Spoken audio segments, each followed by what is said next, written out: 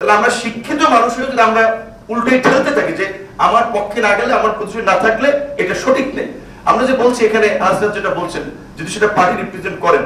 যে ইউরোটা আবার আছে কিনা, ডিসিটা আবার আছে কিনা, মান্না ভাইয়ের সুপারিশে কেউ ডিসি হয় নাই, বিপিনুরের সুপারিশে কেউ ডিসি হয় নাই, এসপি হয় নাই, ইউরো হয় নাই, কিন্তু হাসনাতদের সুপারিশে ডিসি হয়েছে, ইউরো হয়েছে। তুমি একটু পরে বলো, বলো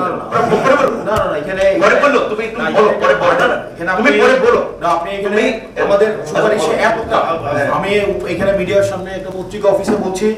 একজন কোন জায়গায় যদি দেখাইতে পারে যে কোন জায়গায় সুপারিশ করেছি কাউকে এসপি নিয়োগ দেওয়ার জন্য, ডিসি নিয়োগ দেওয়ার জন্য, ওসি নিয়োগ দেওয়ার জন্য, এসআই নিয়োগ দেওয়ার জন্য, এই জায়গায় রাজনীতি থেকে ইস্তফা দিব। এই যে যুগান্তর ব্যক্তিগত ভাষা আছে না, আপনিও লিস্ট পাঠাইছেন, আপনিও বিভিন্ন টেন্ডারের লিস্ট পাঠাইছেন, আপনিও বিভিন্ন ইয়ার লিস্ট পাঠাইছেন, এগুলা ভাগবটা যদি না বনে আপনারা হচ্ছেন এনসিপি সমালোচনা বিষয়ে আপনি পদ নিয়ে নিতে পারেন।